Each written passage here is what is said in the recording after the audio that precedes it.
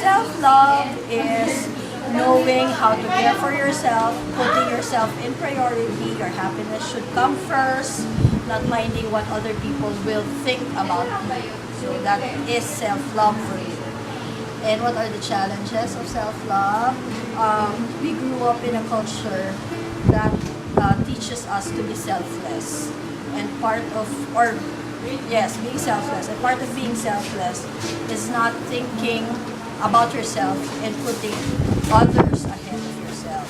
So that would just be the challenge that one faced. And how do you deal with that?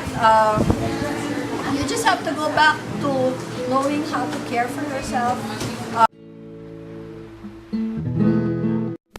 Ano po bang definisyon nyo ng pagmamahal sa pamilya? Mamahalin mo ang pamilya mo, paglilingkuran mo ang pamilya mo, maghahanap buhay ka para sa pamilya mo. At kung nagkasakit ang pamilya mo, aalagaan mo. Yun ang definition ng pagmamahal sa pamilya. Eh ano po bang mahirap sa pagmamahal sa pamilya saka yung mga challenges po? Yun ang mabibigat na pagsubok sa pamilya. Hindi pagkakaunawaan, ang pag-aaway. Kailangan lagi nagkakasundo at lagi nag-aaway. Hindi mag-aaway, lagi nagkakasundo at isa pa, lagi may communication. At kung may problema, kailangan solvin ng maaga, hindi na palalain pa. Kailangan ang pamilya ay nagdarasal.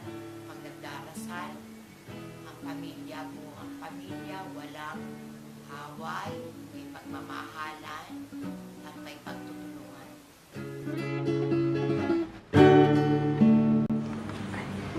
So, what is love?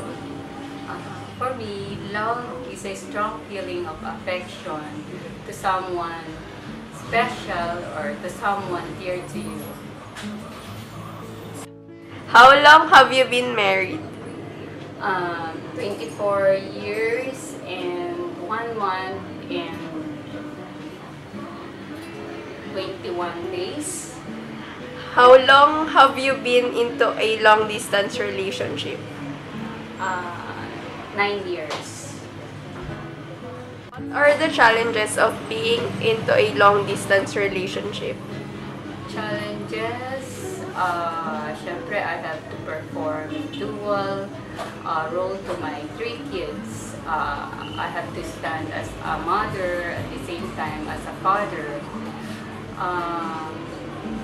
Other than that, wala na. Kasi ang communication ngayon, you can have Skype or we have modern technologies. Yan lang siguro yung mga challenges. So, how do you cope up with these challenges? Multitask woman kasi ako eh. Pwede akong driver. Kapag meron akong hindi alam na kumpunihin, yun nga, sabi ko, sa modern technology, magtatanong din ako sa husband ko kung paano magpalit ng mga bombilya. At wala namang masyadong wala namang, kasi modern na yung ating technologies. Yun lang. How long have you been married? We're married for almost 13 years. So, how long have you been into a long-distance relationship?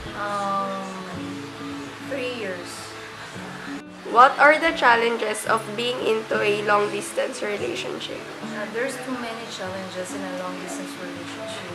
There's a saying, 2 months are better than 1. That means, with my children, I have to do both. I have to be the father and mother.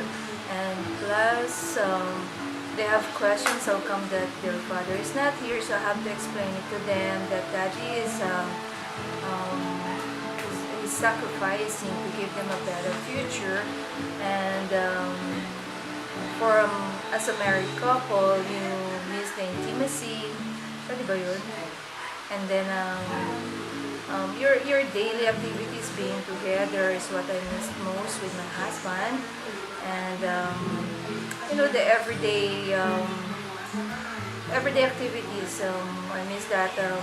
Being apart for 3 years, it's a big adjustment for both of us, and eventually I get used to it because It's for economic reason.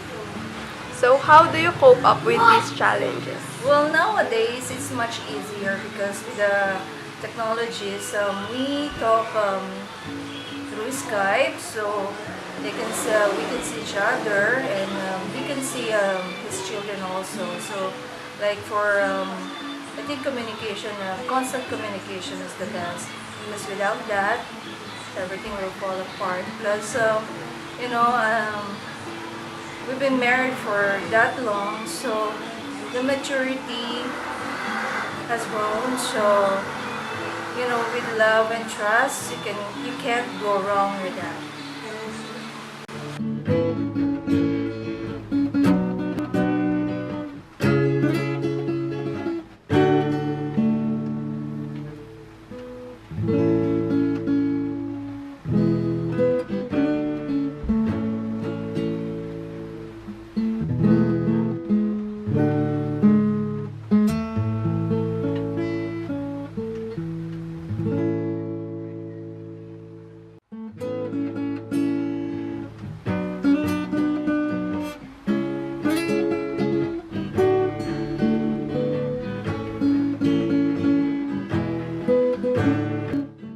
For years.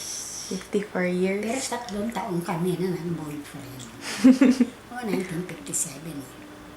Lola, gaano mo kamahal si Lolo? Siyempre, mahal ko siyempre. Mahal na mahal ko yan. Kasi, di ba, siya kasi, mataas siya. Di lahat ng kapatid niya, pinapaaral niya. Tapos, pinagsisilbihan siya. Nung dumating na ako, nawala sila lahat. Oo. Pinagsilbihan ko siya ng gusto na. Pinagsisilbihan ko naman siya ng gusto. Siyempre, mahal mo siya. Mabait siya, sobra. Kahit minsan hindi kayo nagka-problema ng ibang babae, Lola. Ay, hindi. Mahal na mahal kayo. Hindi ko alam yun. Kaya pag yung mga iba dyan nasasabihin, may babae, hindi ko naranasan yun. Hindi ko naranasan. Lola, ngayon, after 54 years na kayong kasal, gaano mo siya kamahal?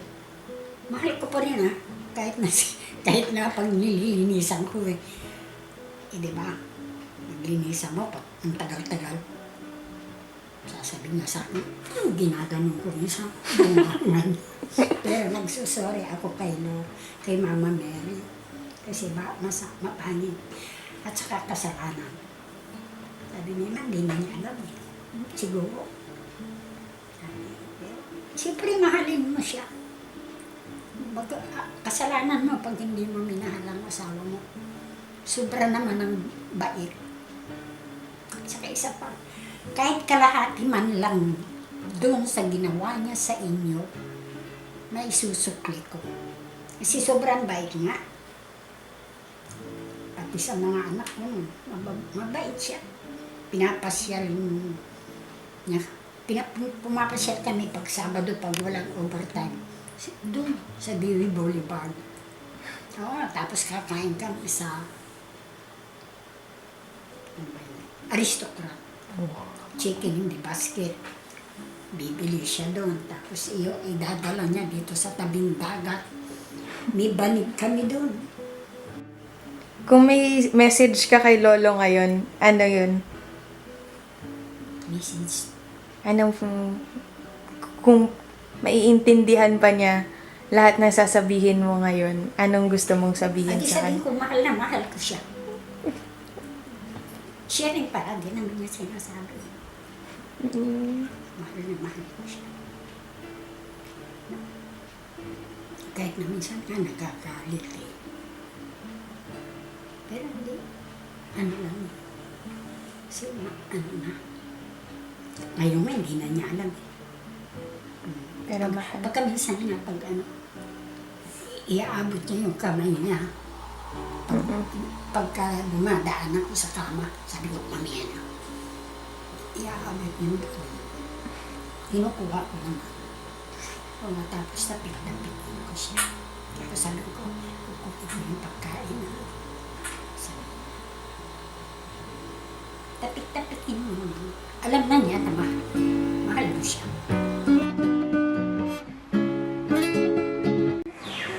Okay, for me, love of God, it start with the personal relationship between me and my God. I have to admit that at the beginning, when I was younger, I did not have that notion of love for God, but since there is many experience which make me become closer to God, I experience Him personally. So that's the time I started loving Him. And love for God also entails a lot of effort in order to know Him more deeply, to really understand what is that in the mind of God that He wants me to be. And along that process, I become more closer to God, more closer to myself. And because of that process, our relationship becomes deeper, and I got to love Him more. I got to commit myself to Him more. But it's not easy. It's a long journey. It's a long process, and it also require a lot of sacrifice, of effort, of accepting, of learning. And eventually, I know that very deep down in my heart that I love God and He loves me.